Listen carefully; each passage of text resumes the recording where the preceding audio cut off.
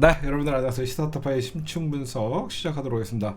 우리 대한민국의 보물 잼프께서 몸살이 나셨어요. 영혼까지 갈아 넣으셔다가 잘못하다 이 감기에 걸리셨어요. 여러분들 지금 독감이 굉장히 유행이라고 합니다. 여러분들 독감들 조심하세요. 진짜 지금 독감이 코로나 때만큼 지금 유행을 하고 있으니까 웬만하면 여기저기 다니실 때 마스크 꼭 쓰시고요. 독감이 정말 그 유행을 하고 있다니까 뭐 여러분들 건강 조심하시고 몸살 날 만하시죠. 얼마나 긴장하겠습니까? 도란프 앞에서 원자력 잠수함 만들게 해달라. 시진핑 앞에서 이거 통신보안 됩니까? 물어보고. 근데 그런 이재명 대통령 겉으로는 웃고 있었지만 뒤에서는 얼마나 눈치를 봐야 되고 현장 분위기를 파악해야 되고 동물적인 감각이 아무리 있다라고 해도 얼마나 부담스러웠겠어요. 그 정상회담을 지켜보는 우리도 막 초조해갖고 그러고 보는 상황이었는데 어쨌든 우리 잼프께서 빨리 건강을 회복하셔갖고 오늘 소방관들 초청해갖고 오늘 용산에서 대통령실에서 오늘 어떤 뭐죠? 만찬을 하기로 했는데 오늘 대통령이 아프셔갖고 못 나와갖고 강훈식 비서실장이 대신 갔다라고 합니다. 그러니까 여러분들도 건강 관리 잘 하셔라라고 말씀드리고 우리 대통령이 아프시면 국가 안보가 흔들립니다. 그렇죠? 지금 대통령이 예전에 이재명 대표가 아니에요. 지금은 대한민국의 대통령의 건강은 안보예요. 빨리 이재명은 아파도 안 돼요. 이재명은 아파도 안 돼요. 5개월 만에 병 나신 거예요. 5개월 만에 병 나셨는데 한 며칠 좀 쉬셨으면 좋겠어요. 예전에 제가 이재명 대통령이랑 문득 생각나는데 그 카니발 방송할 때 옆에서 이렇게 봤더니 이재명 대통령이 피부가 진짜 하얘요.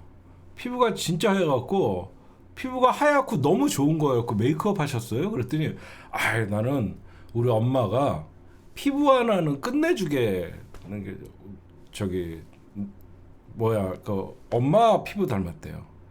이재명 대통령 어머니가 피부가 그렇게 좋았대요. 그래서 그때 그 얘기 하시죠. 그래서 깜짝 놀랐어요. 이거 메이크업 하셨어요? 그랬더니 제가 엄마 아무리 피곤해도 피부가 항상 좋대요.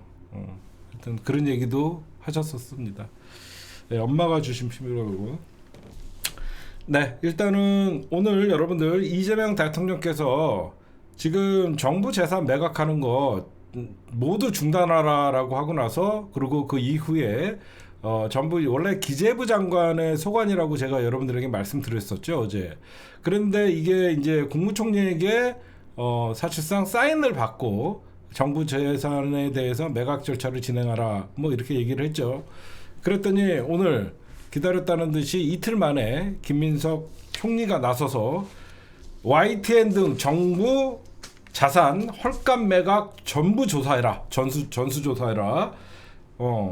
문제가 발견될 때는 계약 취소해라. 이거는 YTN은 당연히 이거는 계약 취소됩니다.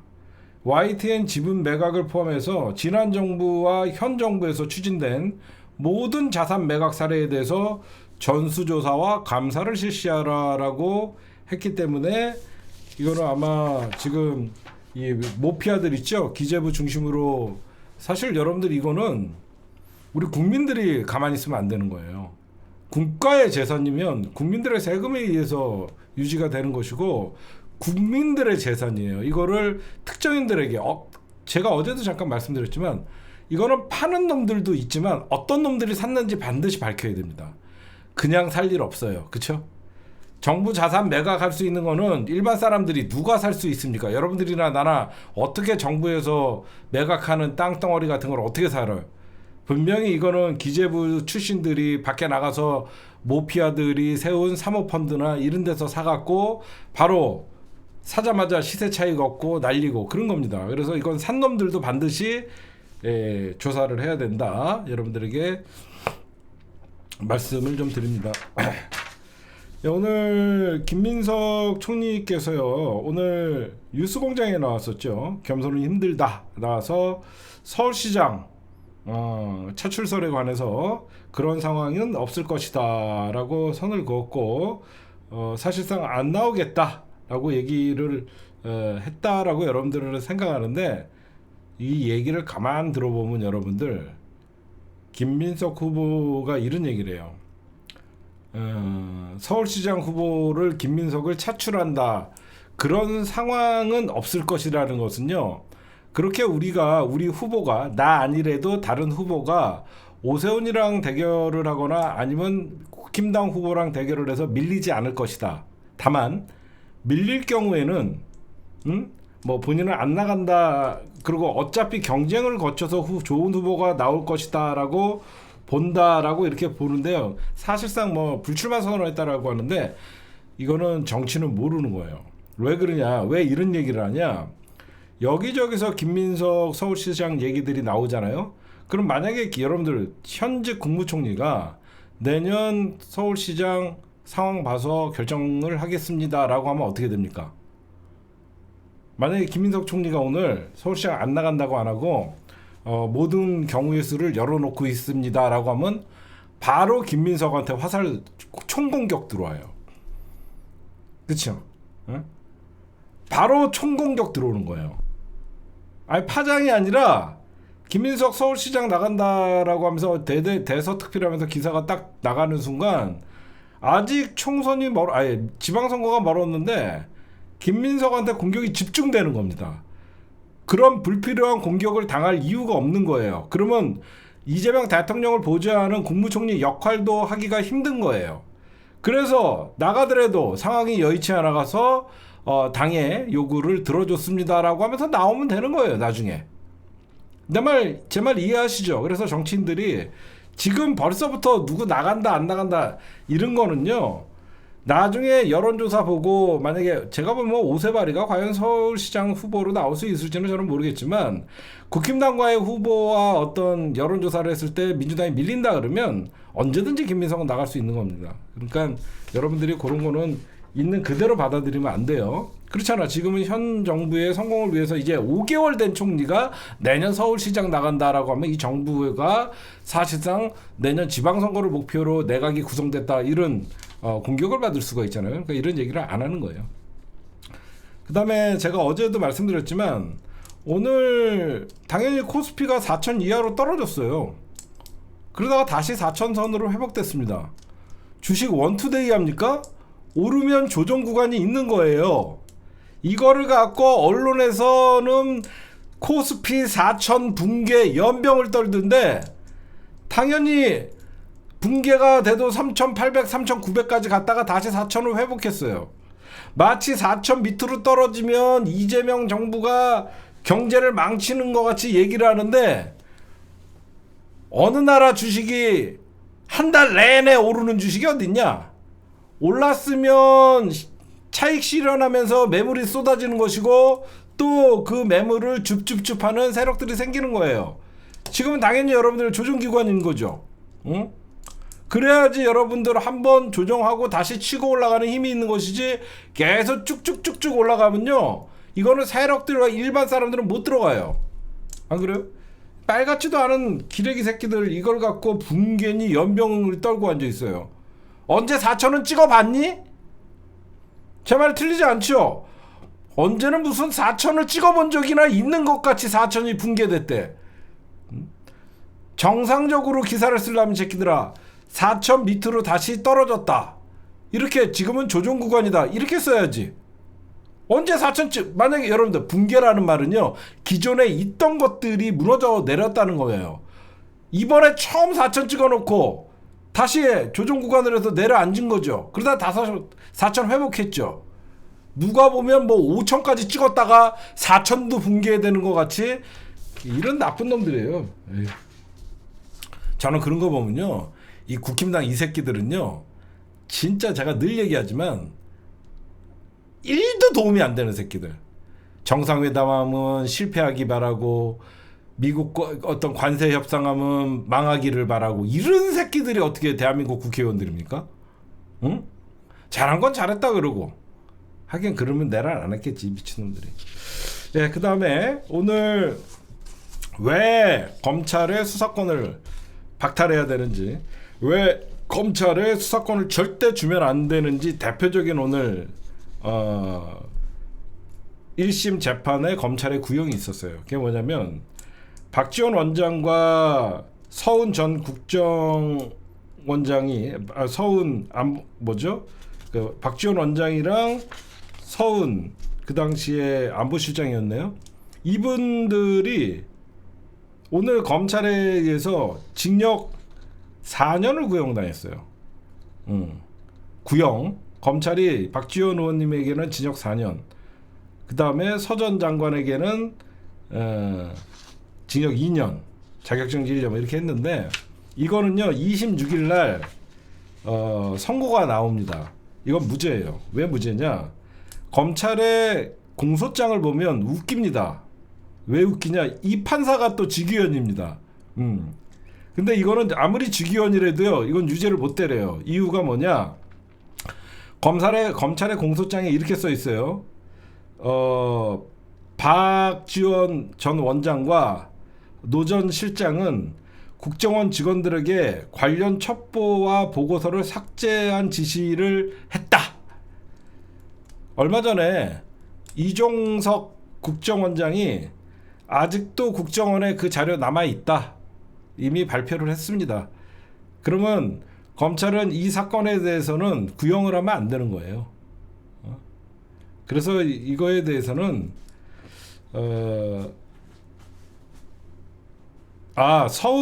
서훈 실장에게 4년 구형했고 김 전 천장, 박지원 원장 이런 사람들은 징역 2년이군요. 이거는 무죄가 나옵니다. 왜 그러면 이거는 얼마 전에도 국정원에서 윤석열 정부가 출범하자마자 감사원을 시켜서 서해 공무원 피살 사건을 이거를 조사하라고 하명했다라는 게 나왔었잖아요. 그렇죠? 여러분들 기억나시죠? 이거는 그 당시에 하명 수사라고 하면서 이미 밝혀진 사건이라서 이거는 그럼에도 불구하고 이미 진실이 다 드러났는데 이걸 구형하는 검사 새끼들 보세요. 왜 그러냐? 지네가 수사하고 지네가 기소로 지네가 공소 유지하니까. 지네가 다 하니까 수사부터 잘못된 건데 지네가 이거를 인정하지 않는 거예요. 지네가 인정하지 않는 거예요, 이거. 그 다음에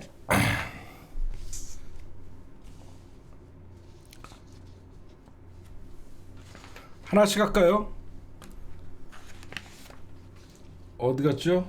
느닷없이 백받았다는 년. 네.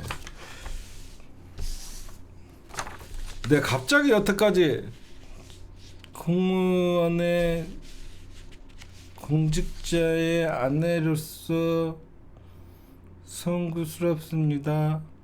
아무것도 아닌 제가 여러분에게 심려를 끼쳐서 죄송합니다. 뭐 연병 떨었잖아, 그치? 그러면서 백 안 받았다. 응? 근데 갑자기 샤넬 가방 2개를 받았다. 깊이 반성한다. 그러나 청탁은 없었다. 이 지랄을 떨어요. 왜 그랬을까? 여러분들 이미 유튜브들 많이 듣고 와서 아시겠지만 제가 좀 다른 시각으로 볼게요. 이거는 꼼수 반성입니다.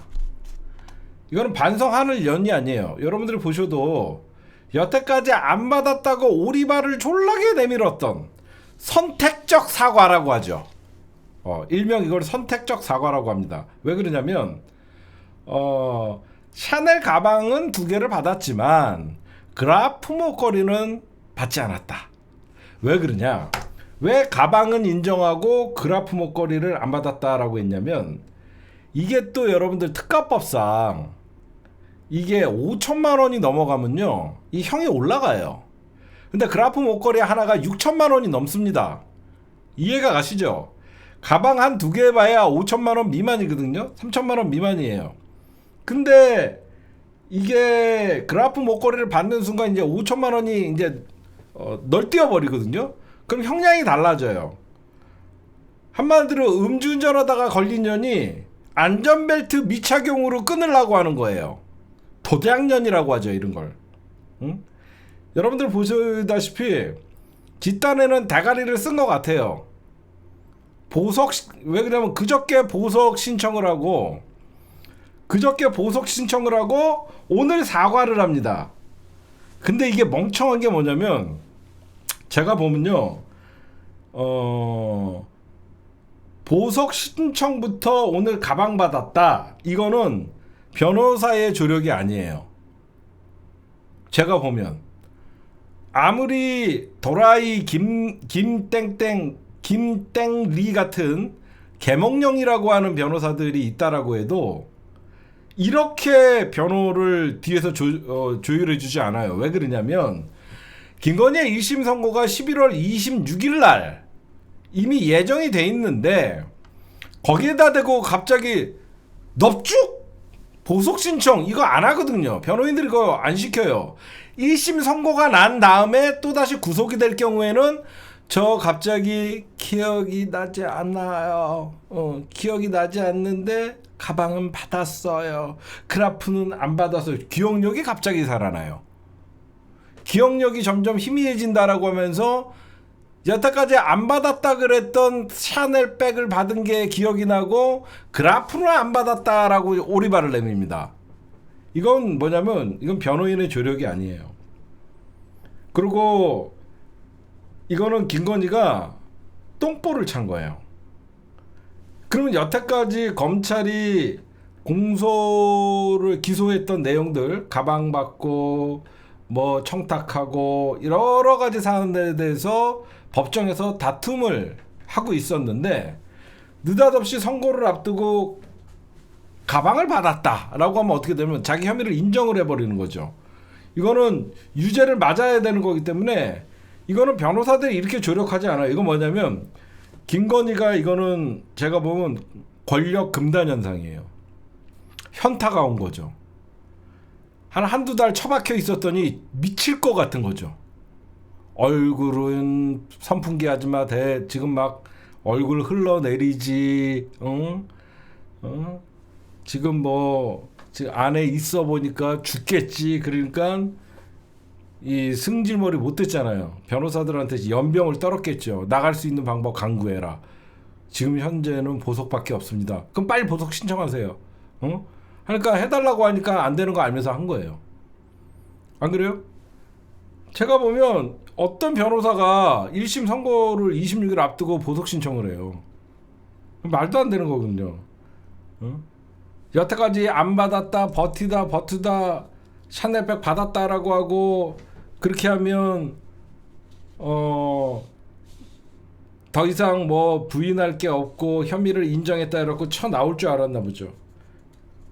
근데 그래프 목걸이는 안 받았다. 왜 그러면 거기 또 형량이 걸려 있으니까 뭐 개소리를 했는데 김건희의 여러분들 1심 재판이 26일 날 막 선고가 되는 거예요. 그래서 지금 결심 공판 김 여사의 피고인의 신문 진행되는 건 선고 결과는 이르면 11월 26일 날 결심 공판을 하고 이제 검찰이 구형을 하는 거예요. 11월 26일 날 특검이 구형을 하면요, 올해 안에 한 달 정도 있다가 12월에 선고가 이루어지는 거예요. 선고가 이루어지는 거예요. 11월 26일 날은 결심 공판이라는 건 마지막으로 재판을 마무리하면서 판사가 검찰 측에 형을 얘기해 보라라고 하면 그렇게 하는 건데, 이거는 김건희는 올해 선고를 가능한다라고 했으니까, 그러면 어떤 거에 걸려 있냐? 자본시장법 및 정치자금법 위반, 자본시장은 도이치모터스 주가 조작 사건, 그 다음에 정치자금법 위반은 김건희 윤석열이가 명태균으로부터 무상 여론조사를 받은 거, 그 다음에 특정범죄 가중처벌 알선수재 혐의는 금두꺼비 받고 샤넬백 받고 그래프 목걸이 받고 한학자협으로부터, 요게 다 열린 거예요. 엮여 있는 사건이에요. 아직도 김건희는 앞으로 더 법정에서 나올 것들이 더 많습니다. 그러니까 여러분들이 그걸 좀 보셔야 되고요. 그 다음에 오늘 사실 하루 종일 이게 메인이었죠. 느닷없이 갑자기 나타난 뉴페이스, 김건희의 뉴페이스. 근데 제가 딴 데서 김건희의 뉴페이스가 누구냐라는 어떤 의혹을 가지고 여기저기서 분석을 하는데, 제가 이 전문가 아닙니까, 김건희. 제 말 들으면 여러분들이 무릎을 칠 겁니다. 김건희가 여러분들 전화기를 언제 맡깁니까?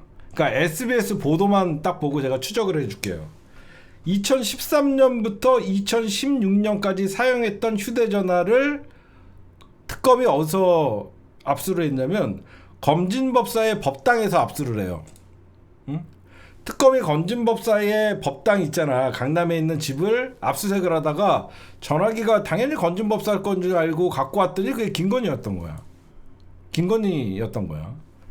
근데 여러분들이 보시면 이게 시기가 언제인지 봐봐. 2013년부터 2016년이에요. 그러면 이 전화기에는 50대 남자래요. 그럼 뭐야?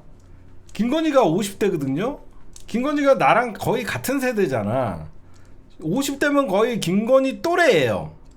근데 이 김건희 또래인 이 뉴페이스가 건진법사를 소개시켜준 거죠. 현재 나오는 걸로. 그러면 이 뉴페이스는 누구를 통해서 알았냐?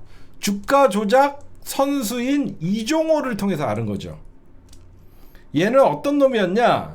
그러면 이종호나 이 뉴페이스나 다 어디서 알았냐면요, 이게 또 사생활로 안 들어갈 수가 없어요. 여러분들 룸사롱 같은 데 가면요, 대부분 이런 주식, 그 당시 막 주식 투자해 갖고 돈 벌었다 이런 얘기들이 막 흘러나오고, 그런 얘기들을 마담이 듣고 돈 좀 있는 척 하는 놈들 같이 모여 갖고 주가 조작하고, 그 이런 이종호나 이정필이죠. 이정필이 소개시켜준 거예요. 이종호가 아니라 1차 선수였던 이정필이가 얘를 소개시켜준 건데, 이런 놈들 여러분들 어디 가면 졸라 있는 척해요. 졸라 돈 있는 척 하니까 이 술집 마담들이나 이런 애들이 보면 아, 주식하시는 분들이다, 아니 증권회사 다니는 분들이다 라고 얘기를 했겠죠. 이미 김건희와 이정필은 2010년 전에 알았어요. 여러분들 알다시피 김건희가 도이치모터스 주가 조작 사건이 2010년도부터 일어났던 사건이에요. 그러면 이정필이가 그때 주가 조작의 선수였어요. 그러면 2010년 전부터 김건희는 이정필을 알고 있었죠. 다 내가 보면 이정필, 지금 뉴페이스, 김건희 이런 그 옛날에 내가 얘기해줬나? 이정필을 그 누구야, 옛날에 라마다 르네상스 그 회장 누구야? 그 조 회장이랑 걔네들이 같이 알아면서 이정필이 거기 알던 애들이거든요. 그러면 또 그거 얘기했나 내가? 이정필이랑 그 조남욱이랑 이정필은 어떻게 알았는 줄 아세요? 조남욱이랑 이정필은, 이건 어디까지나 제가 들은 거예요. 내가 또 고소당할 수 있으니까. 조남욱이랑 이정필은 도박판에서 알았대요. 조남욱 회장이랑 이정필, 도이치모터스 주가 조작 1차 선수는 도박판에서 알았대요. 도박판에서 이 회장과 이 선수는. 그래서 결국은 조남욱, 이정필, 그 다음에 조남욱과 김건희. 그러니까 한마디로 조남욱이가 이정필을 소개시켜주고 이정필이가 김건희랑 아는 와중에, 잘 생각해보세요. 이제부터 추리에 들어갑니다. 1차 주가 조작할 때 실제로 이정필이는 큰 성공을 거두지 못해요. 별로, 그러니까 재미를 못 봐요. 주가 조작을 했는데. 그래서 2차 주가 조작을 할 때는 이정필이가 잘리고 이종호가 등장하는 거예요. 이제 아시겠어요? 1차 주가 조작할 때 이정필이가 별로 수익을 막 내주지 못하고 그러니까 김건희가 이제 마음에 안 들었던 거지. 그래갖고 2차에 이종호를 소개받아갖고 이종호랑 주가 조작하면서 많이 헤쳐먹은 거예요. 근데 이정필이가 이제 그러니까 김건희 측에서 이거는 믿으면 안 돼. 김건희 측에서 이정필이가 사실상 뭐 이 뉴페이스를 소개시켜줬다. 아니죠. 이 뉴페이스도 여러분들 거의 주가 조작하는 놈이에요. 주가 조작. 그러니까 한마디로 사모펀드 같은 거 뭐 인베 이종호 같이 블랙펄 인베스트 이런 거 만들어놨고 M&A 뭐 사모펀드 이렇게 하다가 형사처벌까지 받았던 놈들이에요. 강남에 그런 놈들이 많아요. 그런 놈 중에 하나입니다. 그러니까 돈 냄새 맡들어갖고 그럼 김건희는 여기서 무슨 역할을 했게? 왜 이런 주변에 김건희 주변에 왜 이런 주가 조작하는 새끼들이나 이 M&A 사기치는 새끼들이 왜 많이 있었을까? 얘네들은 돈을 그러니까 돈을 끌어오고 김건희는 검사들을 연결하는 거지. 김건희는 검사들을 녹여갖고 사건을 무마시키는 역할을 했던 거지. 그래서 이 뉴페이스는 조사까지 안 받았죠. 그러니까 얘네들은 작전을 하는데 분명히 걸릴 거 뻔한데 처음에 김건희의 첫 번째 그 양검사 윤석열의 선배 양검사가 현직에 있을 때 다 이런 사건들을 대부분 덮어주고 그 다음에 양검사가 현직 떠나니까 갈아탄 게 바로 윤석열이고 그게 바로 이때 여러분 잘 봐요. 윤석열과 김건희가 2012년에 결혼을 해요. 2012년에 결혼할 때 이미 김건희는 계속 주가 조작을 하고 주변에 이정필, 이종호, 뉴페이스 다 있던 시기였어요. 다 있던 시기였습니다. 지금 생각해보세요. 양재택이랑 헤어지고 윤석열로 갈아탔잖아요. 이미 윤석열과 결혼하는 시즌에 이미 김건희는 주가 조작도 했고 주가 조작이 진행 중이었어요. 그러면 여러분들 이 전화기 여기서 이제 의문 왜 김건희의 전화기를 건진법사가 갖고 있을까? 이거는 어디까지나 제 합리적인 추론입니다. 이 전화기가 2013년부터 16년까지 3년치의 자료가 있다라고 했죠. 그렇죠? 아니죠. 2013년은 윤석열이가 가장 힘들 때입니다. 이게 무슨 말이냐면 저는 사람에게 충성하지 않습니다 라고 하고 이때 최동욱 검찰총장이 찍혀서 날아갈 때예요. 박근혜 정부예요. 박근혜 정부 때 최동욱이랑 윤석열 일은 최동욱 사단부터 해갖고 윤석열 특수부를 박근혜 정부에서 물갈이를 합니다.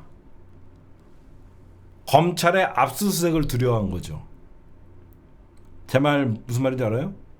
윤석열이 그때 최동욱 찍혀갖고 날아가는 거 보면서 김건희 입장에서는 다음은 개겼던 우리가 압수수색 대상이다. 검찰의 대상이 될 수 있다라고 해서 김건희는 부랴부랴 그 전에 2013년부터 중요한 뉴페이스와 나눴던 주가 조작 정보들이나 이런 것들의 전화를 이종호가 소개시켜준 누구죠? 뉴페이스가 소개시켜준 그 당시에 이미 건진법사와는 얼굴을 트면서 영적으로 믿음이 갔죠. 그래서 건진법사에게 맡긴 거죠. 그리고 까먹은 거지. 제 말 맞죠? 잘 생각해봐요. 박근혜에게 찍혀서 그때 윤석열 좌천됐어요. 그러면 얼마든지 검찰 스타일을 잘 아는 김건희 입장에서는 윤석열이 개겼단 말이야. 박근혜한테. 그쵸? 윤석열이 박근혜한테 개겼으면 야 검찰이 가만두지 않을 텐데 최동욱 검찰총장도 혼외자로 날리는 거 못 봤어? 그러면 다음은 우리다라고 생각해서 이 전화를 빼돌렸어야 되는 거죠. 이건 100%예요. 2013년 하면 지금의 윤석열이 아니라 가장 윤석열이가 좌천돼갖고 대구 고검에서 전전긍긍하고 있을 때야. 2013년부터 16년. 그 이후에 2017년부터 이제 문재인 정부가 들어서고 그때 이제 중앙지검장이 되면서 김건희의 시대가 온 거죠. 이건 누가 봐도 건진법사에게 그리고 그 뉴페이스와의 어떤 밖으로 새 나가면 안 되는 그런 중요한 어떤 약점이 있다든가 여러 가지 자료를 믿고 맡길 수 있는 사람이 건진법사였다는 거지. 내가 볼 때. 생각해 보세요. 이 전화가 왜 건진법사한테 있겠냐고. 이건 압수수색을 대비하기 위해서 빼돌린 거예요. 그러다가 잊어버린 거죠. 잊어버렸다가 건진이도 과거에 이 김건희의 전화가 자기한테 있는 것도 몰랐던 거죠. 그랬더니 압수수색하다가 이게 나온 겁니다. 근데 이 압수수색에서 나왔는데 거의 밀접한 관계였던 것으로 결론 내린다. 이건 뭐냐? 얘네들은 여러분들 윤석열이가 2012년 결혼하기 전부터 이정필 이런 애들 다 알고 있던 사이잖아요. 다 같은 또래였던 거예요. 같이 술 먹고 놀고, 제가 볼 때는 이 휴대폰에 엄청난 사진도 있을 겁니다.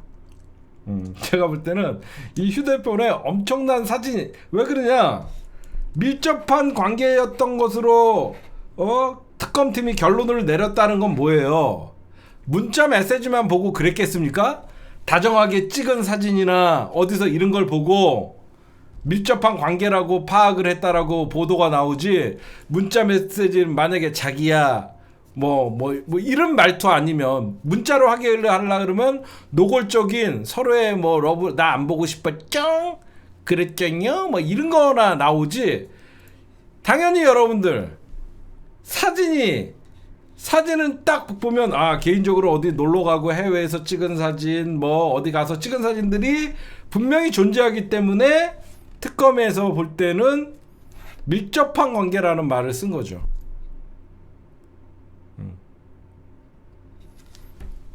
제 말이 맞죠? 누가 봐도 제 말에 취지가 가장 맞죠. 2013년부터 2016년은요 윤석열이 가장 힘들 때야. 그러니까 건진법사에게 이 휴대폰을 혹시 모르니까, 왜 김건희가 유일하게 믿는 사람들이 영적으로 통하는 사람들이에요. 천공, 건진 뭐 이런 사람.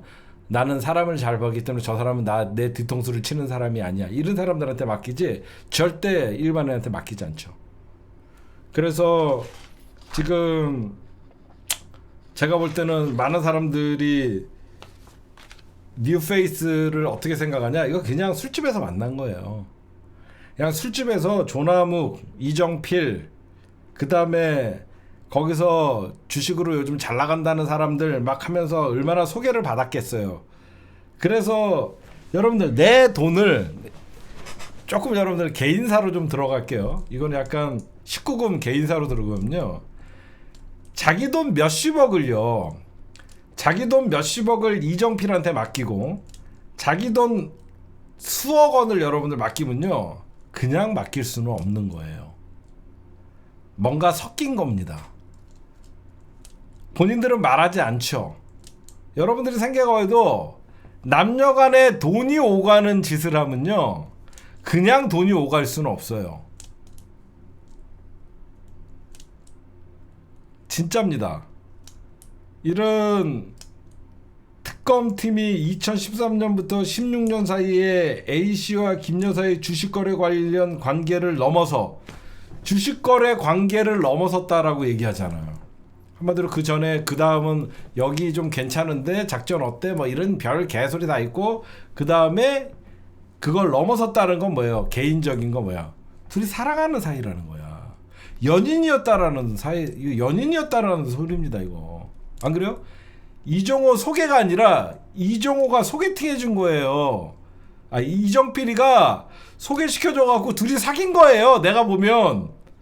안 그래? 그러니까 이건 죽을 때까지 묻어둬야 되는 거예요. 잘 봐. 2012년에 윤석열이랑 결혼했어. 내 과거는 결혼은 숨기고 싶은데 끊을 수가 없어. 우리 아저씨는 맨날 소주나 처먹고, 맨날 배때기나 까고, 맨날 당구장이나 가 있고, 맨날 잠이나 쳐자고 앉아 있고, 재미가 없단 말이야. 그러니까 7시간 녹취록을 보면 우리 아저씨가 뭘 알아, 이런 얘기가 나오잖아. 그러니까 2013년 전부터 계속 알던 사이야. 그러다가 이제 주가 조작을 위해서 양재택은 써먹었는데, 그 비응신 거 이번에 괜히 내가 검사하고 벗지 말라니까, 이 등신 새끼. 검사옷을 벗었어. 야, 그러면 우리 이거 위험하지 않아? 아니야, 내가 한 새끼 또 멍청한 새끼 하나 있어. 하나 물어놨어. 그래갖고 그냥 윤석열이랑 붙잡고 있던 거야. 그래갖고 이정필, 이종호 뭐 다 엮어갖고 지낼 세상이었던 거야. 응? 생각해봐요. 얼마나 여러분들 세상이 우습겠어요. 아무리 주가 조작을 해도, 경찰이 금감원이 아무리 털어도 지한테 눈깔 돌아간 나이 많은 아저씨 한 명 있는데, 이 아저씨는 아무리 그래도 그렇지 그 김건희 씨가 뭡니까? 김건희 씨가 아직도 나만 보는 그 아저씨가 하나 있는데, 이 아저씨한테 오빠 이번에 이거 수사 들어오면 저 어쩌면 몇 년 동안은 못 볼지 몰라요. 이렇게 하면 야 걱정하지 마, 내가 다 그냥 묻어줄게 이거야. 응? 오빠 이거 걸리면 저 잣대요. 당분간 오빠를 못 볼 수도 있어요. 이러면 김건희 어때? 윤석열 어때? 제가 우스갯소리로 하지만요, 여러분들 생각해보세요. 이게 왜 건진법사에 다 잊어버렸던 거야. 가장 얘네들의 위기가 뭐냐, 윤석열의 저는 사람에게 충성하지 않습니다, 아마 이 말하고 집에 가서 김건희한테 싸다고 존나게 맞았을 거예요. 야 이 등신아 그냥 조용히나 하고 있지 왜 설쳐갖고 서울중앙지검에 있다가 왜 대구까지 가갖고 내 주가 조작은 누가 막으라고 막 연병을 했을 거예요. 그 다음부터 이제 김건희가 이제 윤석열을 시켜갖고 노골적으로 이제 문재인 정부에 속이려고 작정하고 달려든 거죠. 이제 이해가 가죠. 우리가 왜 다 속았는지. 그러니까 김건희는 사실 중앙지검에 있어야지 든든했는데 대구 고검으로 자천되는 바람에 불안해서 전화기를 빼돌렸고, 그 빼돌렸던 거를 2016년까지 있었던 거를 빼돌리고 결국은 왜 그러면 박근혜 정부가 여러분들 2016년까지였잖아. 그렇지? 박근혜 정부가 2016년까지였기 때문에 이 전화기는 2016년 정도 2016년까지의 자료가 남아있대잖아. 그럼 2016년 박근혜 정부 물러나기 전까지 사용한 거죠. 그때 맨 마지막에 우병우나 검찰의 발악들이 있었거든요.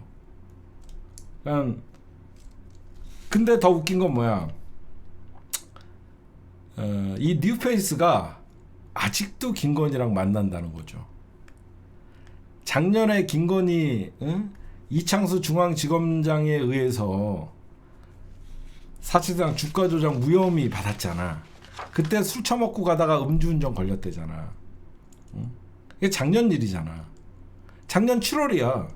작년 7월에 술 처먹고 가다가 음주로 걸렸는데 이 새끼가 야 너 씨발 지금 내가 누구랑 술 먹고 왔는 줄 알아 이 새끼야?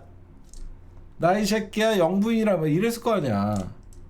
그러면 뭐야, 얘네는 아직도 끈끈한 관계를 유지하고 있다라는 거지. 그렇잖아요.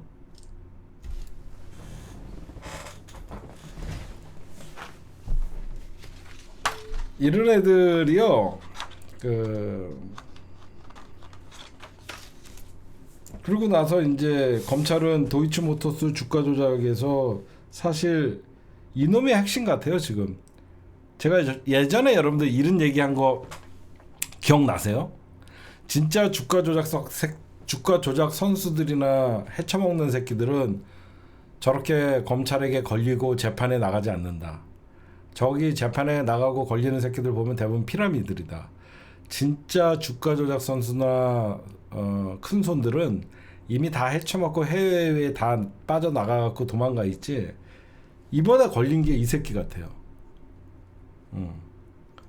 이번에 진짜 배우에서 김건희랑 뒤에서 이정필이가 소개시켜줬다고 하지만 오히려 이정필과 개인적으로 더 가까워져 갖고 저는 이정필이가 1차에서 실패하고 2차에 이종호로 바꿔 탔잖아요. 그것도 이정필이가 소개시켜줬지만 김건희가 아 씨발 이정필이 어때? 야 그 새끼가 뭘 할 줄 아냐? 라고 하면서 야 그 새끼 하지마. 그래서 저는 김건희가 이정필을 잘랐다라고 생각해요. 그래서 새롭게 이종호를 소개시켜주고 제가 100%입니다. 이종호는 분명히 뉴페이스가 이종호를 소개시켜줄 가능성이 많아요. 진짜 이 새끼는 안 걸릴 새끼였고 제일 컸는데 이놈이 잡힌 거예요 지금. 하여튼 오늘은 여기까지. 하여튼 여러분들에게 이 뉴페이스 딴 거 아니야. 뭐 아주 뭐 얘는 그냥 다 남자들은 화류계에서 만납니다. 다 화류계에서 만나요. 그 다음에 그러니까 김건희가 백 받았다고 인정하는 것은 지금 권력 금단 현상 그리고 얼굴 흘러내리고 죽겠잖아요 지금. 그러니까 어떻게든지 변호사한테 압박을 하고 나 빼내달라고 하고 할 수 있는 거 다 해보라고 해서 변호사들이 선택하는 보석이 아니다. 저는 이렇게 생각합니다. 그 다음에 이 갑자기 광주 내려간다는 장동혁. 여러분들 뜬금없죠? 이런 뉴스가 왜 나오냐면요. 갑자기 장동혁이가 광주를 내려간다고 합니다. 그랬더니 오늘 일제히 모든 언론이 광주 찾는 장동혁. 그랬더니 광주 시민단체 81개의 시민단체가 장동혁 사죄부터 하라 이런 뉴스가 이제 도배가 돼요. 이런 게 왜 나오냐면요. 그러니까 11월 6일 날 광주를 방문해서 뜬금없이 5.18도 아닌데 5.18 민주묘지를 참배하고 복합 쇼핑몰 부지 AI 데이터 이게 선거철도 아닌데 이상하죠? 이상하지 않아요? 아니지. 만약에 장동혁이가 이 시기에 정상적으로 내려가려 그러면 대구를 다시 한번 가야 되는 거지. 근데 대구를 다시 찾으면 뉴스가 안 되거든. 이건 뭐냐? 장동혁이의 뉴스를 덮기 위한 겁니다. 무슨 말씀인지 아시겠어요? 장동혁이가 어제 부동산 투기 얘기들이 이제 나오기 시작했어요. 장동혁 검색하면 장동혁 부동산 투기, 장동혁 집 6채 이런 걸로 도배가 돼 있어요 지금. 어제 민주당에서 장동혁 고속도로 옆에 2km에 그리고 자기가 국회의원 시절에 예산 80억 원을 따냈다 이런 겁니다. 그러면 장동혁을 검색하면 전부 장동혁 부동산 투기밖에 안 나와요. 뜬금없이 광주를 찾아가면요 모든 언론사가 국힘당의 당대표 장동혁 5.18 참배한다. 이게 나 민주묘지 참배한다라고 하면 기사가 바뀌는 겁니다. 손바뀜이 이루어지는 거예요. 그러니까 기존에 있던 위에 상단에 있었던 장동혁 투기가 밑으로 깔리고 장동혁 5.18 묘지 참배가 위에 깔리는 게 시작하는 거죠. 이게 기사 밀어내기라고 하는 거고 손바꿈이라고 하는 거예요. 그래서 가는 겁니다. 이런 뉴스는 왜 그러면 지금 장동혁이가 광주를 찾을 이유가 하나도 없어요. 5.18 시즌도 아니고 어떤 선거철도 아니고. 근데 느닷없이 그러면 장동혁이 입장에서는 어딜 가야지 가장 뉴스가 돼요. 장동혁과 가장 거리가 먼데 거기가 광주거든요. 그래서 이런 뉴스가 나오는 겁니다. 일제히 장동혁이가 6일날 광주 간다라고 하니까 전부 뉴스를 써주잖아요. 뉴스 밀어내기라고 하는 겁니다. 이런 거. 그래서 이런 얘기가 나오는 겁니다. 그리고 여러분들 그 다음 지금 우리는 장동혁 너 팔았다라고 주장하면 너 그거 얼마 남기고 팔았는지 그 계속 장동혁 부동산으로 우리는 밀어붙여야 됩니다. 장동혁이 광주에 가는 까닭은 결국은 뉴스에 손바꿈을 시키는 거예요. 밀어내기를 하는 거예요. 장동혁 지금 부동산 투기가 덮여 있으니까 장동혁 5.18 참배로 이슈를 덮어버리는 겁니다. 바꿔버리는 거예요.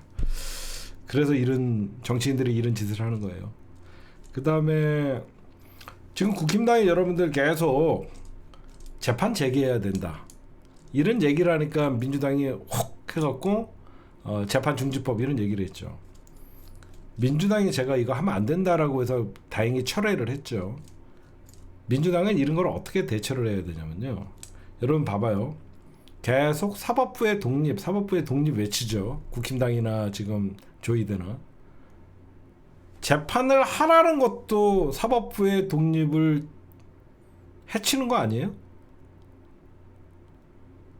이거를 부각시켜야 되는 거예요. 왜 재판을 중지하던 재판을 하든 사법부의 마음입니다. 지금 현 상태는. 근데 계속 국힘당이 재판을 다시 시작해야 된다라는 자체가 삼권 분립의 원칙에 어긋나고 위헌적인 행동인 거예요. 민주당은 이런 것들로도 공격을 해줘야 돼요. 응? 왜 사법부를 재판하라 말아라 하냐? 그리고 헌법 84조의 대통령은 내란 또는 외환죄를 범행한 경우에는 재직 중 형사사건의 소추를 받지 아니한다라고 규정하고 있고 대다수의 헌법학자들이 얘기하고 있는데 국힘은 이렇게 위헌적 대통령 재판을 주장하는 이유는 오히려 사법부의 독립을 침해하는 거잖아요. 그렇잖아. 재판 강요도 사법부의 독립을 침해하는 거잖아. 응? 일단 민주당이 좀 현명하게 싸야 돼. 그 다음에 뜬금없이 이재명 대통령이 계엄령 내릴 거라는 한동훈 외. 여러분들 지금부터 제 얘기를 한번 잘 들어보십시오. 이재명 대통령은 과거에 독재자의 스타일을 광주 좌파를 찬양했던 사람입니다. 이재명 대통령은 왜 민주당은 이재명 대통령에게 계엄 안 할 거라는 얘기를 못 합니까? 이지랄 떨어. 그치? 봐봐. 한동훈이가 느닷없이 이재명 대통령이 계엄 가능성을 한다 얘기를 올립니다. 응? 이재명 대통령이 사법부에서 사법부에서 재판을 시작하면 계엄을 내릴 가능성이 크다라는 글을 이건 자꾸 씁니다. 왜 그러냐? 그러니까 이 정치에 미천 없는 놈의 나머지 미천도 거덜내는 짓입니다. 여태까지 여러분들 한동훈 하면 그나마 계엄과는 사실 계엄에서는 자유로운 사람이었죠. 잘 들어보시면. 그렇죠? 유일한 한동훈의 자산은 계엄에 있어서는 자유로운 사람이었어요. 근데 느닷없이 이재명 대통령이 계엄을 한다. 어떤 사람들이 이 글에 공감을 하겠습니까? 어떤 사람들이 이 글에 공감을 하겠어요? 이건 왜 그러냐? 나 지방선거 나가고 싶어. 나 배신자 아니야. 그런 겁니다. 여태까지 말도 안 된다라고 하면서 계엄은 라고 하면서 윤석열과 선거였는데 이재명도 계엄을 할 수 있다라고 하면서 과거에 김민석 총리가 했던 역할을 지가 하고 싶은 거예요. 이제 이해가 가세요? 우리가 김민석 총리가 2024년 8월에 계속 윤석열이가 지금 계엄하려고 한다라고 할 때 우리가 오버하지 말라라고 얘기한 적이 있잖아요.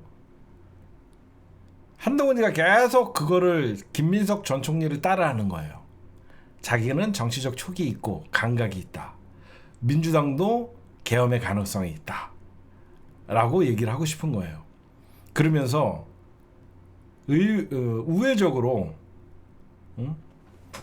우회적으로 자기는 추경호의 체포영장도 반대하고 내년 지방선거에 공천 좀 달라는 거예요. 애써. 나 이제 배신자 아니니까 나 좀 받아줘라고 하면서 계속 러브콜 하는 거예요. 근데 한동훈은 이런 계엄령 내릴 거라는 이런 얘기를 하면 할수록 그나마 있던 정치적 미천도 다 날아가는 겁니다.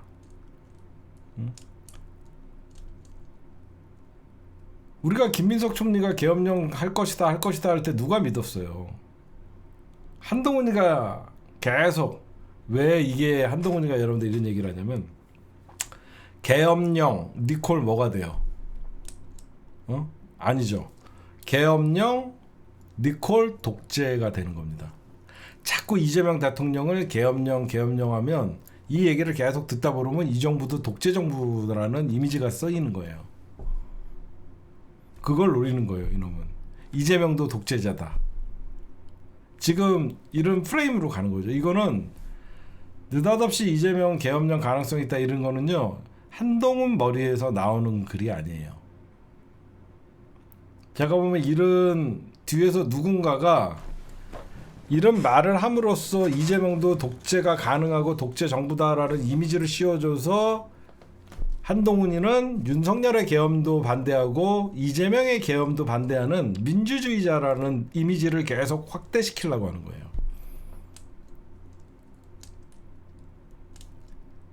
좀 죄송한 말씀이지만 이 새끼를 국회 본회의장에 들이지 말았어야 됩니다. 그냥 잡혀가게 뒤지도록 놔뒀어야 돼요. 라고 저는 말하고 싶지만 왜 그래 저는 왜 라고 말하고 싶지만 그래도 그날은 본회의장에 들어왔죠. 제가 왜 말을 바꿨냐, 한동훈이가 저를 하도 고소를 하니까. 분명히 제가 이렇게 얘기를 그날 뒤졌어야 된다 이를 말을 했다가는 바로 내일 고소장 날라옵니다. 이렇게 얘기했다가 바로 내일 고소장 날라와요.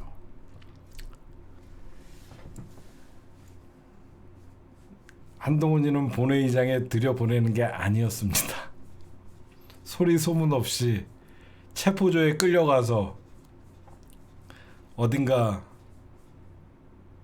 한강 바라보면서 여기서 침 질질 흘리면서 커피 마시는 이런 장면이 죄송합니다. 하여튼 자기 존재감 알리려고 하는 거예요. 왜 그러면 내년 선거도 다가오고 그러는데 지금 당내에서는 배신자가 돼 있고 장내 개파는 사실 한동훈계나 이런 개파들은 없고 현재 국힘당에서의 존재감도 없다 보니까 계속 이재명 대통령을 타겟으로 공격을 하면 어떻게 되냐면 자기가 이재명의 대항마가 되는 겁니다. 그런 착각을 하고 있는 거예요. 장동혁보다는 자기가 국민적 어떤 인지도가 높다라고 생각해서 느닷없이 이재명 대통령을 계엄령 이렇게 하면 사람들이 이재명의 대항마는 한동훈이다 이런 착각을 일으키려고 하는 거고, 그러면서 이재명이 계엄하면 민주당이 막겠다는 말을 왜 못하냐고 얘기합니다. 정신 나간 새끼죠. 이재명이 계엄을 하면 민주당은 막겠습니까? 이렇게 물어보는 거잖아요. 민주당이 왜 대답을 안 하겠습니까? 말 같지도 않은 소리잖아. 이재명 대통령이 왜 계엄을 합니까? 안 그래요? 이재명 대통령이 왜 윤석열이나 네가 모시던 그 상관이나 계엄 같은 거 해갖고 지금 깜빵에 가 있지? 이재명 대통령이 뭐가 답답하다고 계엄을 해, 이 도라이야. 입법 국회 의석이 부족하냐, 지금 지지율이 부족하냐, 코스피가 부족하냐, 도란프가 미워하냐, 시진핑이 미워하냐, 젠슨왕이 미워하냐. 이재명 대통령이 뭐가 주가 조작을 했냐, 뭐래 디올백을 받았냐, 뭐가 부족해갖고 계엄령을 하냐, 국회 의석수가 부족하냐. 안 그래요? 말 같지도 않은, 그러니까 민주당이 데리고 할 일말의 가치도 없으니까 안 하는 겁니다. 이건. 그 다음에 이상한 뉴스들을 오늘 제가 계속 풀어줄게요. 여러분들 언론이 노골적으로 이제 정청래 대표와 이재명 당대표를 갈라치기에 나섰어요. 이 뉴스의 행간과 비하인드 스토리를 알려줄게요.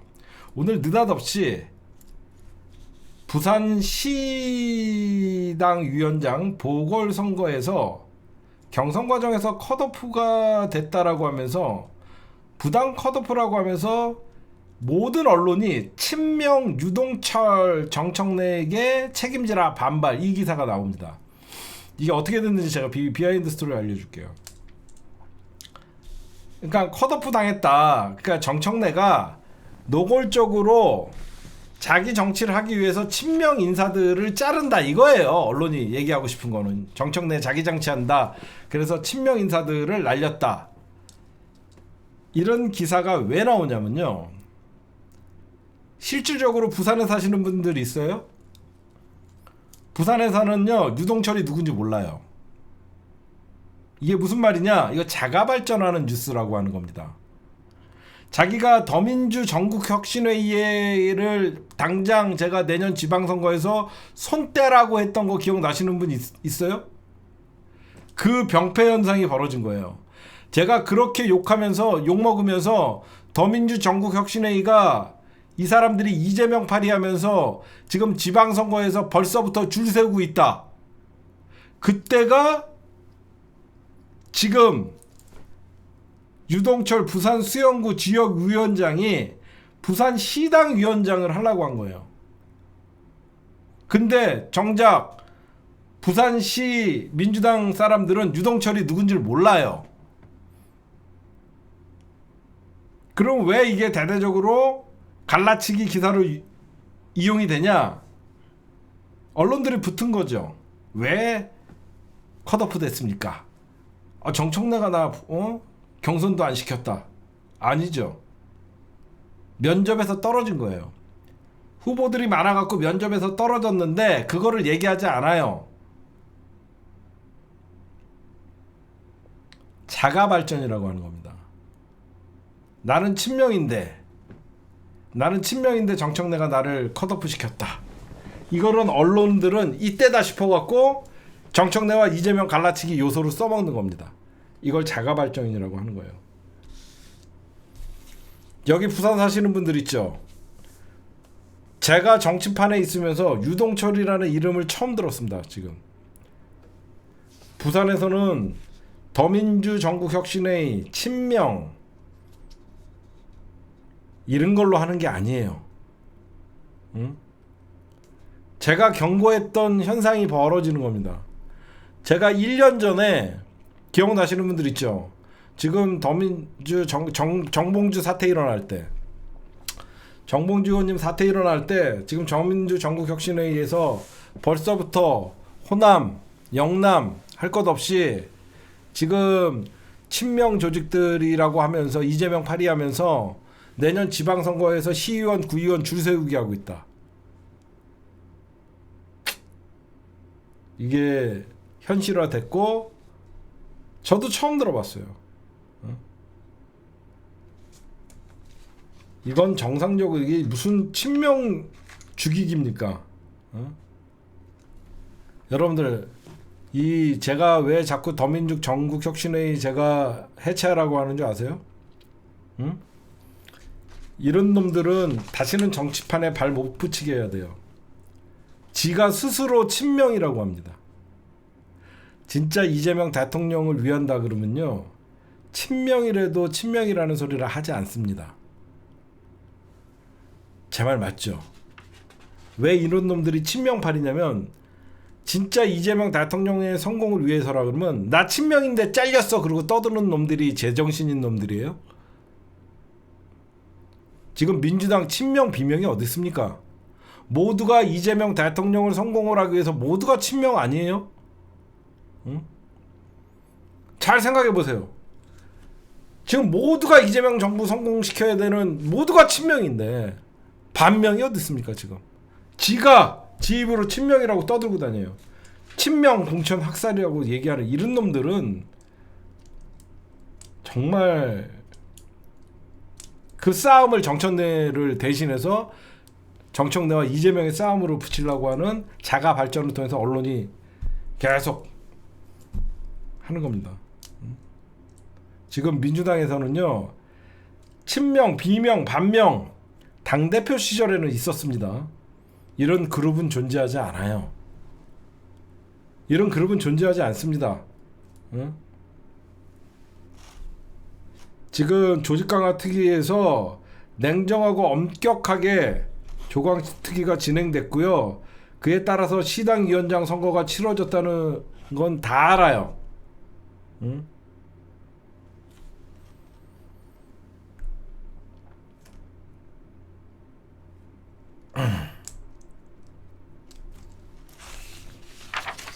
이 뉴스에 대해서 여러분들 여기저기서 갈라치기가 들어오면 지금 언론은 벌써부터 친명과 정청래의 갈등이다라고 얘기하는데 제가 여러분들에게 진짜 얘기 안 하려고 했는데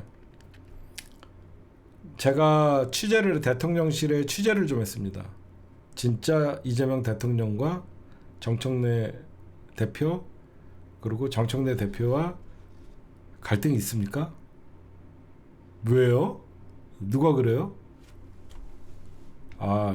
에이, 자주 통화하세요. 자주 통화합니다. 이재명 대통령의 의중을 알기 때문에 정청래 의원님이 함부로 뭐 하지 않는데요.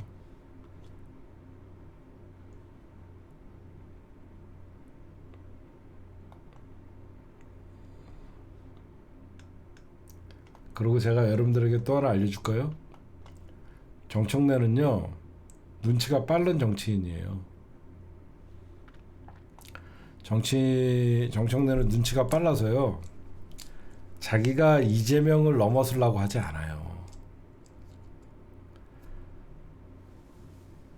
다음 권력을 자꾸 정청래가 자기 정치를 한다, 정청래가 뭐 한다 그러면요, 정청래 의원님이 정치 감각이 얼마나 탁월한데요. 이재명 대통령 지지 세력들을 자기 편을 만들지 않는 이상 절대 정청래의 앞으로의 정치는 없는 거예요. 이거 누가 이렇게 만드는 거냐면 언론과 지금 정청래에게 공천을 못 받을 것 같은 사람들, 이런 사람들이, 그러니까 나는 배우가 더민주 전국혁신회의라고 생각해요. 더민주 전국혁신회에서 대놓고 박찬대 밀고 정청래 떨어지라고 사실 네거티브 선거했잖아요. 정청래가 마음에 들지 않는 거죠. 박찬대 대표 세웠으면 더민주 전국혁신회의가 전국의 지방선거에 시의원, 구의원 자기네 마음대로 다 헤쳐먹을 수 있었거든요. 제 말 이제 이해가 가세요? 더민혁이 박찬대 대표 세웠으면 전국의 시의원, 구의원 공천권을 지네 마음대로 할 수 있었거든요. 이재명 대통령 파리하면서. 그걸 못하니까 짜증나는 거죠.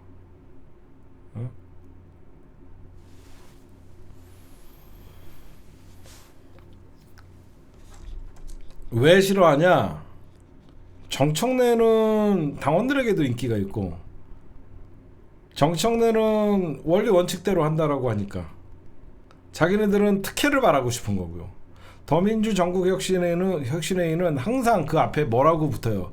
친명 계파의 최대 조직이라고 하는 말을 누군가가 계속 붙여줘요. 친명의 최대 계파인 더민주 전국혁신회의, 이렇게 계속 붙여줘요. 그럼 어떻게 해요? 자기네들은 친명의 가장 큰 조직이니까 지방선거도 자기네들이 먹어야 된다라는 겁니다. 제 말 이해가 가시죠?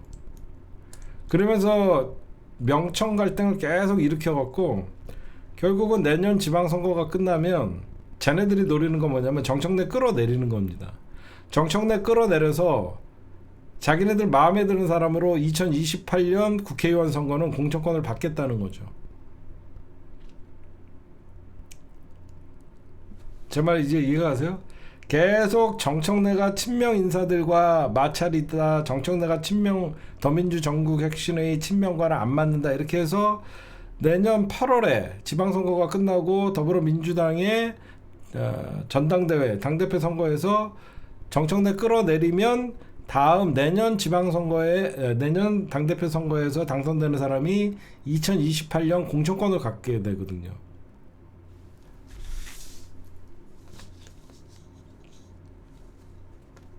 그걸 경고한 게 정봉주였던 거야.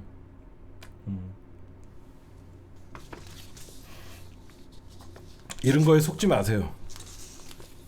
느닷없이 유동철, 정청래 부당 컷오프 책임지라 반발.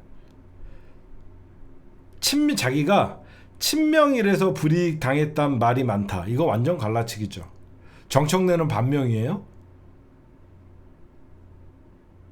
웃기지 않아요? 이 말이 웃기잖아. 자기가 왜 컷오프 됐냐라고 생각하니까 친명이라서 불이익 당했다 이거예요. 그럼 정청래가 반명입니까? 이건 누가 봐도 조직적인 갈라치기죠. 이게 진짜 이재명 대통령을 위하는 더민주 전국혁신회의의 상임위원장이라는 새끼가 이런 얘기를 합니까? 친명이라 불이익 당했다. 그러면 정청래가 반명이라는 거밖에 더 돼? 누가 봐도 이거는 여러분들, 이런 유동철 같은 인간들이 다시는 친명팔이 못하게 여러분들이 심판해줘야 되는 거예요. 유동철 들어봤어요? 이런 애 언제 들어봤다고. 더민주 전국혁신회의 소속돼 있다 그래갖고 내년에 부산을 탈환해야 되는데 부산 시도당 위원장을 이런 사람을 시킵니까? 우리가 마음에 안 들어도 부산을 이기기 위해서는 거기는 아직도 전재수 그 다음에 여러가지 부산에 그나마 이미지가 있는 사람들이 있어요. 응? 이런 거 여러분들 속지 마십시오. 그래서 제가 이 뉴스를 준비한 거예요. 그 다음에 서울 고검에서요 쌍방울 계열사를 압수수색했대요. 그 이유가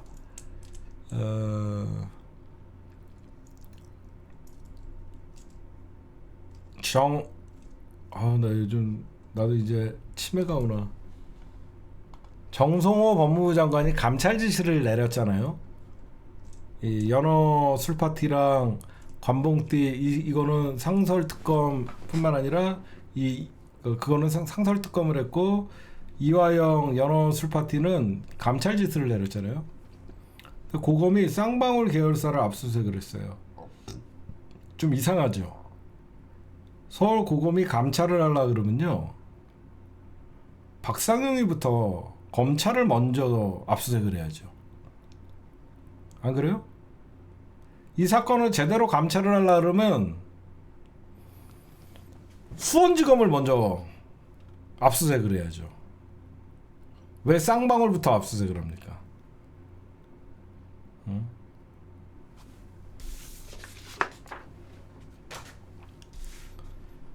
지금 여러분들에게 좀 말씀드리면 여기저기서 이제 검경 수사권 조정, 그 다음에 보안 수사 어떻게 해야 되나 지금 막 총리실 산하에서 막 토론하고 있죠. 이거 대통령이 원하던 겁니다. 대통령이 원하던 겁니다.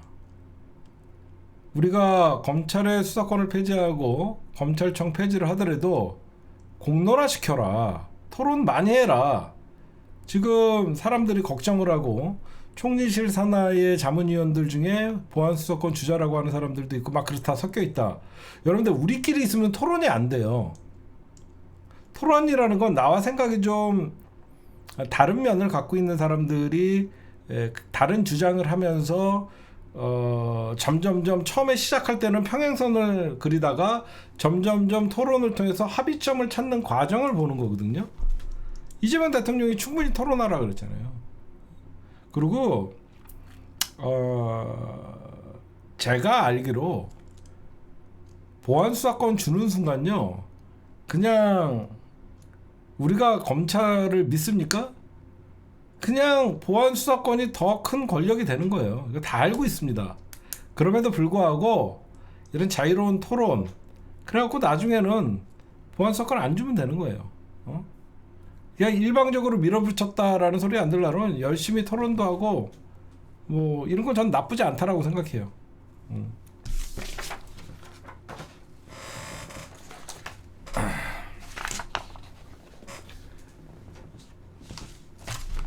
그 다음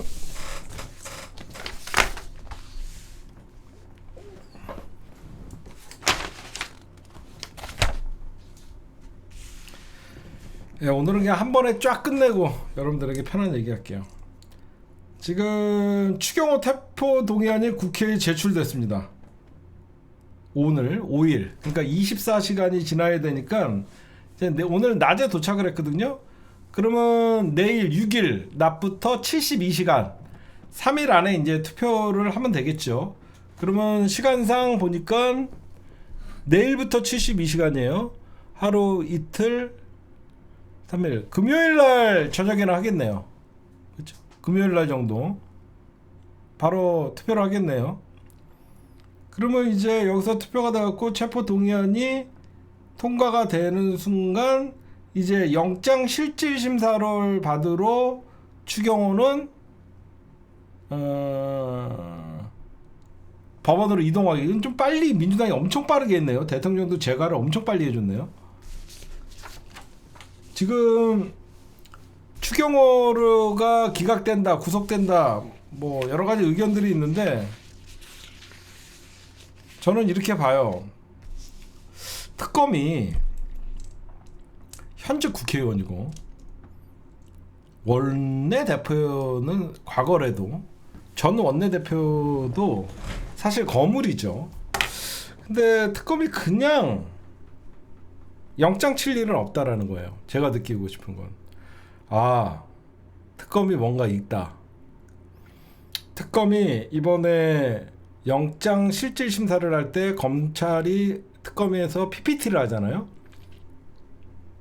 그때 뭔가 터뜨릴 것 같아요. 그게 무슨 말이냐면 사전에 특검이 구속영장에 이래서 추경호를 구속시켜 주십시오라고 하면 저쪽은 그 검찰의 구속영장의 이유에 대해서 준비를 하죠. 구속영장을 특검에서 그러니까 영장을 보면 저것들이 이 반박문을 준비할 거 아니에요. 근데 영장 실질 심사의 PPT에서 터트려 버리면 얘네가 준비를 못 하잖아요. 하나 나온 게 뭐였냐면 그날 국회에서 우원식 국회의장이 모든 국회의원들은 국회 본회의장으로 직결을 해달라고 문자를 보냈대요. 그 문자를 받아놓고 2분 뒤에 바로 그 문자가 전 국회의원에게 뿌려지니까 추경호도 그 문자가 왔겠죠. 그 문자를 받자마자 추경호가 2분 뒤에 당사로 장소를 변경을 합니다. 당사를. 국회의장 우원식입니다. 지금 계엄 해제를 위해서 모든 국회의원들은 본회의장으로 모여주십시오. 추경호한테 문자가 딱 뜨니까 추경호가 처음에 본회의장으로 오라 그랬다가 바로 당사로 변경을 해요. 이런 것도 있고. 이건 누가 봐도. 그 다음에 특검이 추경호의 빼박이라고 얘기하는 건 제가 어제 잠깐 얘기했죠. 보좌관들 문자를 확보했다는 소리가 있어요. 특검에서 그 보좌관이 아니라 그 원내대표실에서 근무하는 그 국힘당 당직자들 있죠. 당직자들 휴대폰을 압수수색하는 과정에서 계획적인 방해의 증거를 찾았다라는 소리가 있어서 이 증거들을 특검이 PPT 할 때 영장 실질 심사할 때 이거를 터뜨린다는 소리가 있어요. 그냥 이번에 영장 치지는 않았을 거예요. 이 영장 치면 빠져나갈 게 많거든요. 당직자들.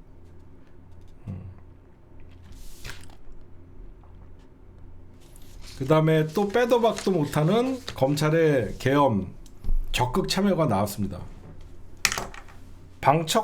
방첩사가 계엄 출동을 하기도 전에 대검에서 방첩사에다가 전화해서 우리도 출동한다라고 얘기했대요.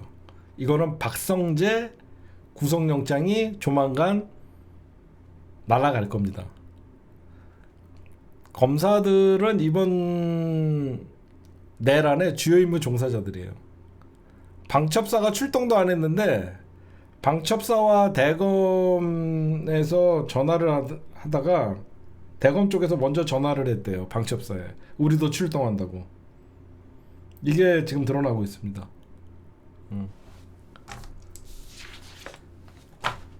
진짜 제가 오늘 이진관 재판장의 재판을 보면서 야, 재판은 저렇게 해야 된다. 재판장이 진짜 재판을 잘 이끌어요. 왜 그랬습니까? 그럼 뭐 했습니까? 국무위원으로서 뭐 했습니까? 저희들도 피해자입니다. 그게 국민들 앞에서 할 소리입니까? 응? 와, 박상우 산자부 장관이 오늘 한덕수 재판에 나왔다가 뭐 헛소리 하니까 이진관 재판장이 직접 물어봐요. 직접. 특검보다 질의를 더 잘해. 증인은 계엄을 해야 할 상황이었다고 생각하십니까? 전혀 아니다라고 얘기를 합니다. 박 전 장관이. 계엄은 어느 국민이 생각했겠냐고 답해요. 이제 이진관 재판장님이 이래요. 생각지도 못한 계엄이었는데 왜 아무 말도 안 하고 나왔냐. 박 장관이 참석했다 뿐이지 무게감 있는 계엄 논의를 다루거나 할 만한 상황이 아니다라고 얘기하니까 이진관 재판장님이 이런 얘기를 해요. 법적 책임을 떠나 그렇게 말씀하시는 게 적절하냐? 혼내요. 그러니까 박 전 장관이 저희 국무위원들도 피해자다. 뭐 이렇게 얘기하니까 자기는 검찰에서 2번이나 박상우 조사를 받고 국토부 장관이구나. 내가 산재부 장관이라고 했구나. 죄송합니다. 변호사비도 들고 법정에 나왔다. 개인적으로 엄청난 손해다. 라고 얘기하니까 나중에 이진관 재판장님이 끝나면서 이런 얘기예요. 수사도 받으시고 변호사 비용도 들었다는 말은 나한테 얘기할 게 아니라 윤석열 씨한테 얘기하십시오. 라고 얘기합니다. 그 말은 국민들한테 할 얘기가 아니라 이 재판부에다가 변호사비 들고 수사도 받았다. 이거는 우리 재판부를 향해서 할 얘기가 아니라 윤석열 전 대통령을 상대로 하면 이해가 가실 겁니다. 이거를 국민들 들으라고 하는 건 부적절하다. 이런 얘기를 하니까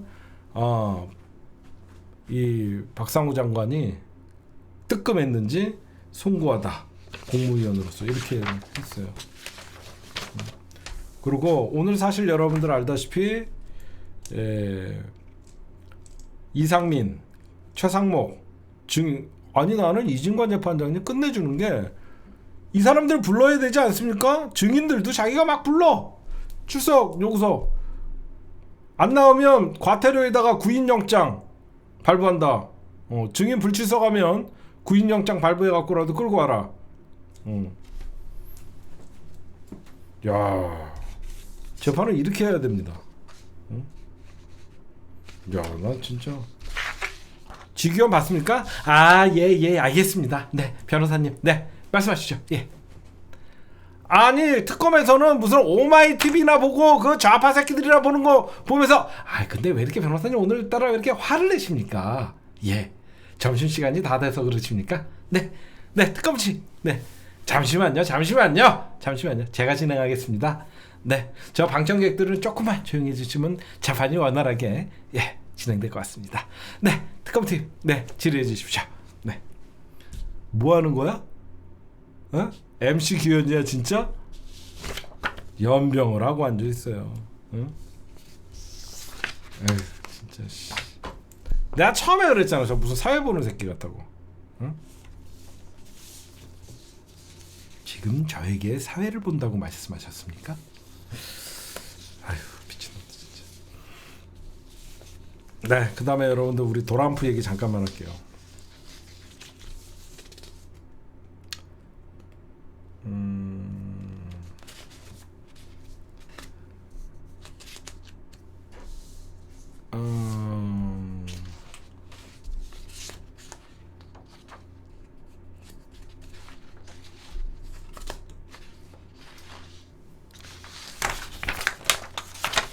여러분들 뉴욕 오늘 시장 선거에서 거의 뭐 사회주의자가 당선됐다.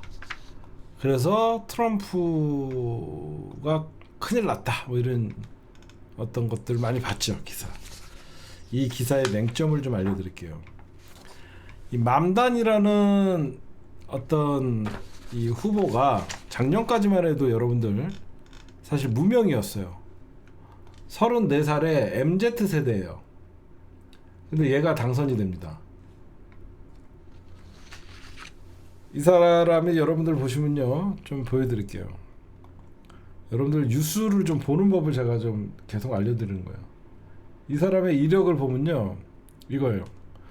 이름은 조란 맘다니고요. 우간다 출신입니다. 부모는 인도계예요. 종교는 이슬람이에요.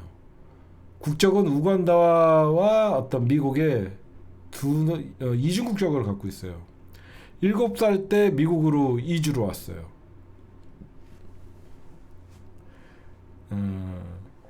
사람들은 무슬람의 이민자가 뉴욕시장으로 당선됐다. 이렇게가 방송이 나가죠. 그냥 이 사람은 금수저예요. 이런 사람들은 오바마 같이 어렸을 때부터 최고의 학교를 다니고 정치 수업을 받고 딱 미국의 주류예요. 그냥 미국의 주류들이에요.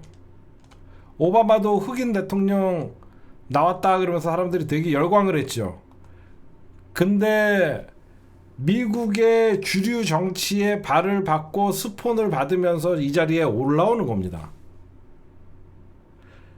왜 제가 그런 얘기를 하냐면 그냥 출생만 보면 미국과 어울리지 않죠. 근데 왜 이 사람을 왜 미국 시민들이 뽑을까? 당연히 여러 가지 어떤 공약이나 이런 것들, 지금 전 세계에서 가장 물가가 비싼 도시가 여러분들 아시다시피 뉴욕이죠.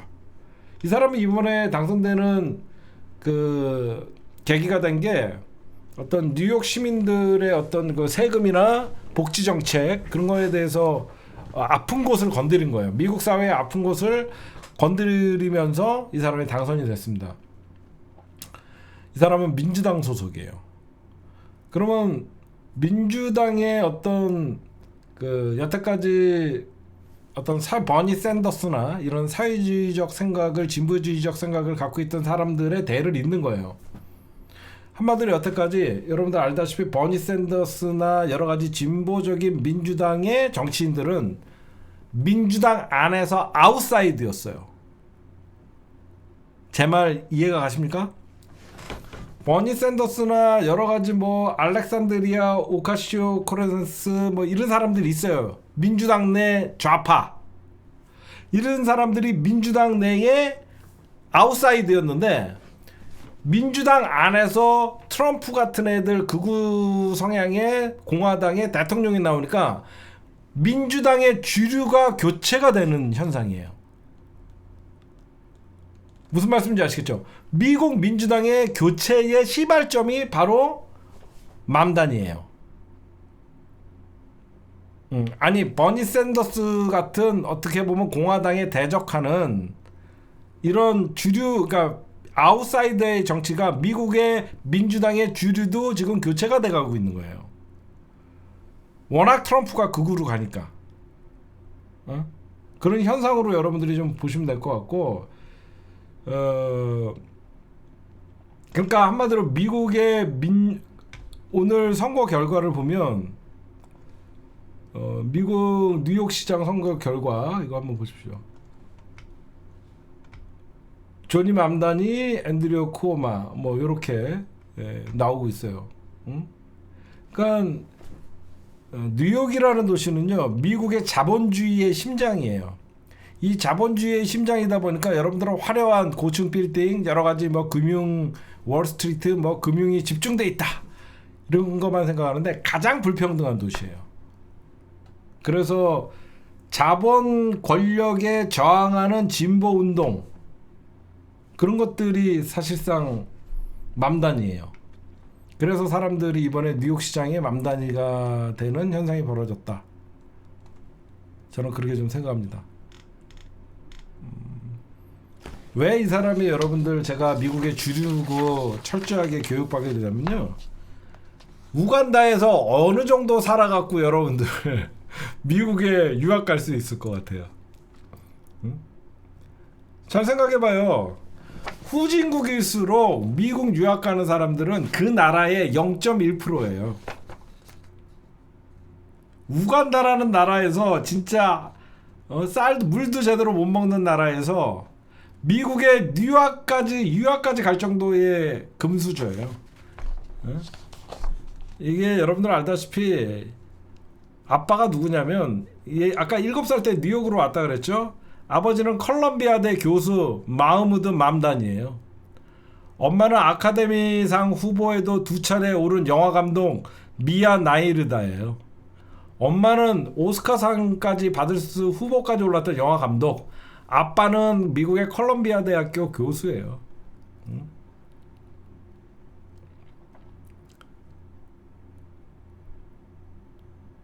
지금 학교는 어디 나왔냐? 뉴욕시 명문고인 브롱크스 과학고와 리버럴 아츠 인문학 및 순수 자연과학 분야 미국 명문 중 한 곳으로 꼽히는 보든대를 졸업했어요. 하여튼 금수저예요. 예, 작년까지만 해도 사실 무명이었는데 2018년 미국 시민권을 획득합니다. 맘다니가 오래되지 않았죠. 2년 뒤 2020년 6월에 뉴욕주 의회 의원 선거에 출마해 뉴욕시 퀸스, 에스토리아 등 지역을 대표하는 뉴욕주 의원으로 선출이 됩니다. 서울시 의원, 그 다음에 서울시장에 도전을 한 거예요. 뉴욕시 의원, 뉴욕시장에 도전을 한 거예요. 그런 사람이에요. 그러니까 어떤 마치 미국의 혁명적 변화다, 뭐 무슬림 출신의 사회주의자다, 겉으로만 그렇게 보이는 겁니다.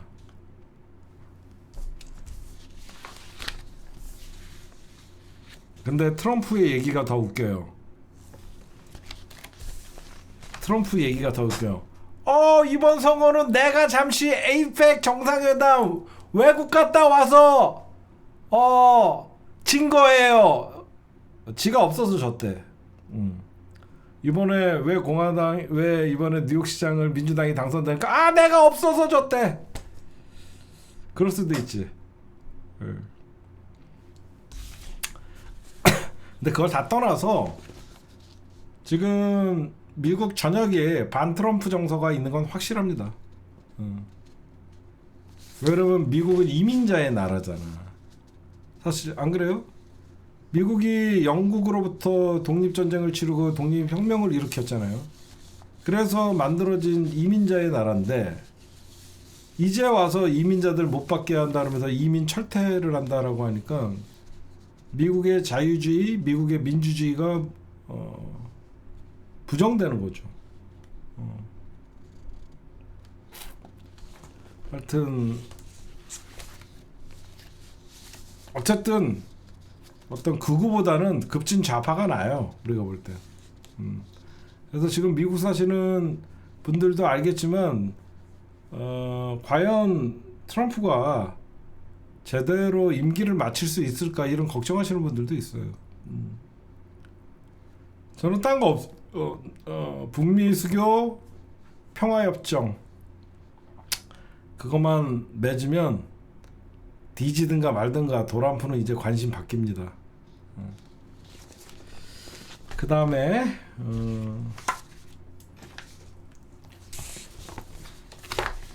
윤석열 재판 얘기 잠깐만 하고 오늘 방송 마치도록 하겠습니다. 윤석열이 얼마 전에 여러분들 곽종근 특전사령관과 재판에서 사실 붙었죠. 저는 그날 너무 비참했어요. 그 재판 중계 영상을 볼 때. 그리고 곽종근 사령관이 되게 불쌍해 보였어요.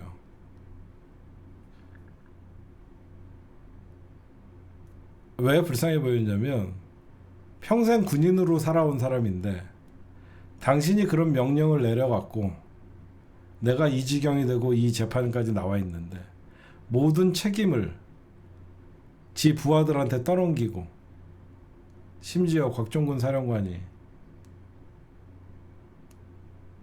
한동훈 잡아서 죽이라고 하지 않았습니까? 그런 말을 하면서 갑자기 윤석열이가 깜짝 놀라갖고 입을 다물어 버리죠. 얼마나 비참했을까요?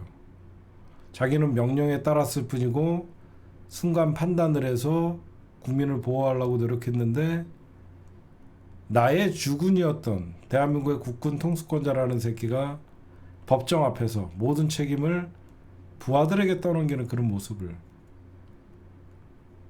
그러다 보니까 지도 모르게 국군에 날 때 소맥 그 당시에 오자마자 계속 돌려 마시고 그때 제정신이 아니었을 것 같은데 이런 얘기를 지가 사실 불어버립니다. 지가 사실 실토를 해버린 거예요. 국군의 날 소맥 처먹었다라는 거를 재판정에서 윤석열 입으로 얘기합니다. 저는 그때 깜짝 놀랐어요. 만약에 국군의 날 북한이 쳐들어왔다 그러면요, 대한민국 대통령뿐만 아니라 특전사령관, 수방사령관, 대한민국의 주요 장성들이 만취였던 거예요. 저런 새끼가 대한민국의 안보를, 그리고 국군 통수권자라고 했던, 그래서 절대 대통령들은, 노무현 대통령도 웬만하면 술을 드시지 않았대요. 취해 있으면 안 된다는 거예요. 잘못된 판단을 내릴 수 있기 때문에. 그래서 대통령들인 웬만하면 술을 많이 마시지 않는다고 얘기하더라고요. 왜? 내가 취기에 잘못된 판단을 하게 되면 그게 곧 전쟁이 날 수도 있고.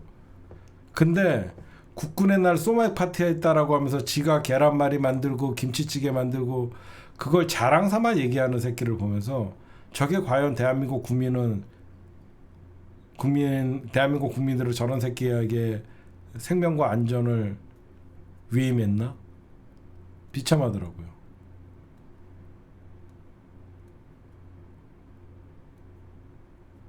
진짜. 지 입으로 계란말이랑 김치찌개를 만들고 폭탄주를 돌렸다고 자랑같이 얘기하는 새끼. 그것도 항상 무기를 소지하고 있는 군인 앞에서 한동훈 총 쏴 죽이고 야당 정치인들 총 쏴 죽인다라고 그런 얘기를 버젓이 하는.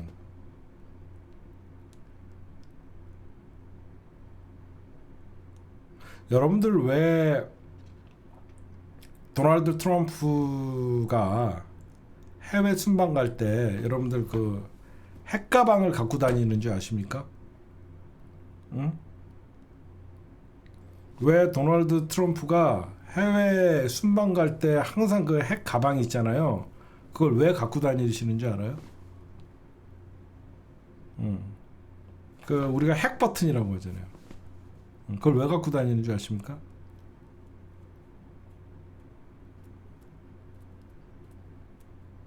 언제라도 불씨를 대비해서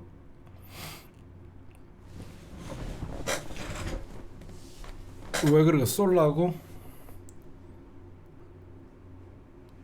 그 핵가방을 갖고 다녀야지 에어포스 원을 노리지를 못한대요. 무슨 말씀인지 아시겠어요?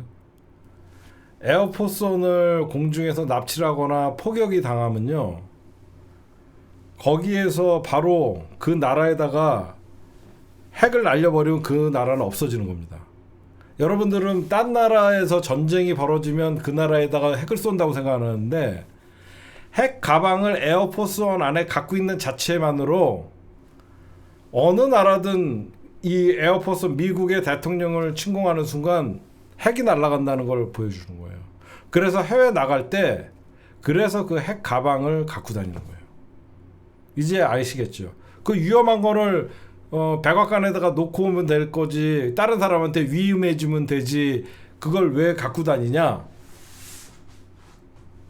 미국의 에어포스원은 굉장히 여러분들 아시다시피 안전장치가 잘 돼 있고 거의 그 안에서 라이브를 할 수 있고 뭐 통신시설, 방어 뭐 다 돼 있어요. 미사일 한 방에 날아가지 않아요. 그리고 미리 다 레이더를 추적을 다 할 수 있고. 그 가방을 들고 있는 자체에 에어포스원을 공격할 엄두를 내지 못 냅니다. 그래갖고 에어포스원이 두 대가 날아다니는 게 아니라 항상 활주로에 두 대가 대기하고 있어요. 그래서 늘 두 대가 동시에 떠요. 두 대가 동시에 떠서 한 대는 가다가 돌아오고 한 대는, 누군가가 어떤 거를, 왜 그러냐면 폭발물을 설치할 수도 있고 어떤 걸 탈지도 모르잖아. 내부자들이 혹시나 테러리스트들에게 가족들이 인질로 잡혀갖고 어느 비행기에다가 폭발물 설치할지 모르니까 항상 에어포스원은 두 대가 있대요. 그런 얘기가 있더라고요.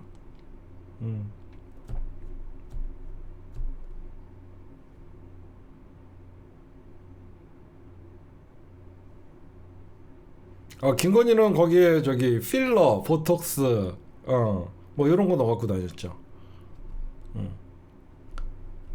필러, 보톡스, 그리고 성형외과 의사 같이 다니고 그런 게 있습니다. 예, 제가 오늘 준비한 심층 분석은요, 예, 오늘 여기까지만 녹화하도록 하겠습니다.